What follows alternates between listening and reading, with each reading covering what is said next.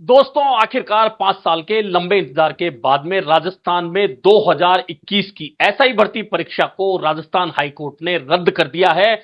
और रद्द करने के बाद में अब राजनेताओं की ओर से बयानबाजी शुरू हो चुकी है कि आखिरकार इस भर्ती परीक्षा को रद्द कराने का श्रेय किसको जाता है। और आरएलपी के नेता और नागौर सांसद हनुमान बेनीवाल का कहना है कि एसआई भर्ती परीक्षा रद्द कराने को लेकर हमने सबसे लंबा आंदोलन किया और 127 दिन शहीद स्मारक पर हमारे धरने को चलते हुए हो चुके हैं। और हमने लगभग 1 लाख से ज्यादा लोगों की रैली जयपुर में की थी, गिरफ्तारियां दी थी, आंदोलन लंबा किया था। और मैंने कहा था कि यह भर्ती परीक्षा रद्द नहीं होगी तब तक हमारा आंदोलन बंद नहीं होगा। और आखिरकार राजस्थान हाईकोर्ट ने लाखों बेरोजगार युवकों को खुशखबरी देते हुए एसआई भर्ती परीक्षा को रद्द कर दिया है। दरअसल राजस्थान में 2021 में हुई एसआई भर्ती परीक्षा को लेकर लगातार फर्जीवाड़े की खबरें आई थी और फर्जीवाड़े खबरें के बाद में बहुत सारे लोगों को कांग्रेस सरकार के समय ही पकड़ना शुरू कर दिया था। और उस धरपकड़ के दौरान पता चला था कि किस तरह से बड़ी संख्या में डमी कैंडिडेट बिठाकर भर्ती परीक्षा पास की गई, पेपर खरीदकर भर्ती परीक्षा पास की गई, सामूहिक रूप से नकल कराकर भर्ती परीक्षा पास की गई। और इस तरह से यह जाल जो भर्ती परीक्षा का था यह लंबा बुनता चला गया। और इसमें जैसे जैसे जांच आगे बढ़ती गई बड़े पेपर माफिया पकड़ में आते रहे। हालांकि असली धरपकड़ तब शुरू हुई जब राजस्थान में भाजपा की सरकार बन गई और भाजपा की सरकार ने एसओजी का गठन किया।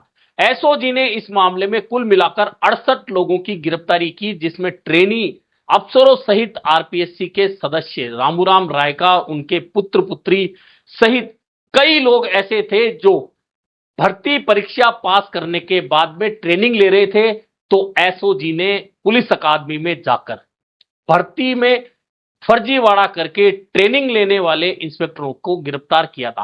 हालांकि उनमें से कई इंस्पेक्टरों की उसके बाद में जमानत भी हो गई, वे छूट गए। लेकिन इस भर्ती परीक्षा का जो गड़बड़ झाला था उसमें संदेह की सारी सुइयां आरपीएससी की तरफ भी गई।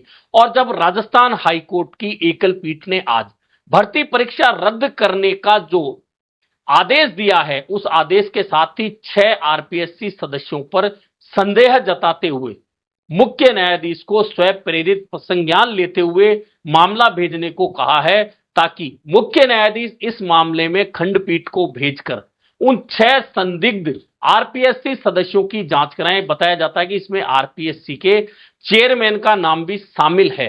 कुल मिलाकर इस भर्ती परीक्षा के रद्द होने के बाद में अब राजनीतिक श्रेय लेने की बारी है कि आखिरकार इसका श्रेय जाए किसे। यह सही है कि डॉक्टर किरोड़ी लाल मीणा ने एसआई भर्ती परीक्षा का आंदोलन शुरू किया था। लंबा आंदोलन चला। जब कांग्रेस की सरकार थी तो डॉक्टर किरोड़ी लाल मीणा रोजाना नित नए खुलासे करते थे, कभी एसीबी में जाते थे, कभी एसओजी को रिपोर्ट देते थे और इस मामले को लेकर लगातार वे आंदोलन करते रहे। वे मंत्री बन गए भाजपा सरकार में, तब भी आंदोलन करते रहे। लेकिन जब 200 उपचुनाव के बाद उन्होंने मंत्री पद छोड़ा, कुछ दिन वे बोलते रहे। उसके बाद में जैसे ही उन्होंने फिर मंत्री पद संभाला, उन्होंने एसआई भर्ती परीक्षा मामले पर अपनी आवाज थोड़ी कम कर ली। लेकिन इधर हनुमान बेनीवाल ने मोर्चा संभाल लिया और हनुमान बेनीवाल जयपुर के शहीद स्मारक पर भर्ती आंदोलन को लेकर लगातार बैठे रहे। और उन्होंने बहुत स्पष्ट कह दिया था कि मैं यहां बैठा हूं और तब तक नहीं उठूंगा जब तक कि भर्ती परीक्षा रद्द नहीं होगी।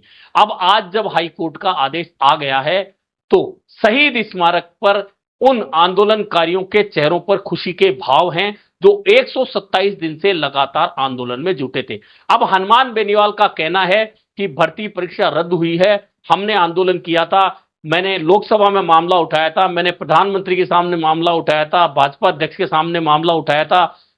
ऐसे में वहां भी जब यह मामले की गूंज रही तो राजस्थान सरकार पर दबाव बना था। और यही कारण है कि राजस्थान सरकार हालांकि नहीं चाहती थी, राजस्थान हाईकोर्ट में राजस्थान सरकार का जो जवाब है उसमें सरकार ने बहुत स्पष्ट रूप से कहा था कि हम नहीं चाहते कि भर्ती परीक्षा रद्द की जाए क्योंकि बहुत से लोगों ने मेहनत की है। लेकिन राजस्थान हाईकोर्ट ने दोनों पक्षों को सुनने के बाद 14 अगस्त को पूरे मामले को आदेश को सुरक्षित रख लिया था। और आज जब आदेश आया तो राजस्थान हाईकोर्ट का कहना था कि अगर एक भी गलत एसआई, एक भी गलत थानेदार लग गया तो यह सही नहीं होगा, यह न्याय नहीं होगा। ऐसे में राजस्थान हाईकोर्ट की एकल पीठ ने इस भर्ती को रद्द करने का निर्णय ले लिया है। अब देखना यह है कि राजस्थान सरकार क्या इस आदेश को मानती है या फिर सुनवाई के लिए आगे जाती है। और अगर इस पर सुनवाई के लिए राजस्थान सरकार फिर आगे बढ़ती है तो फिर और कई सवाल उठेंगे, फिर उनके जवाब खोजे जाएंगे और क्या फिर से उसी तरह से आंदोलन शुरू होंगे। लेकिन फिलहाल भर्ती परीक्षा रद्द होना राजस्थान सरकार के लिए करारा झटका माना जा रहा।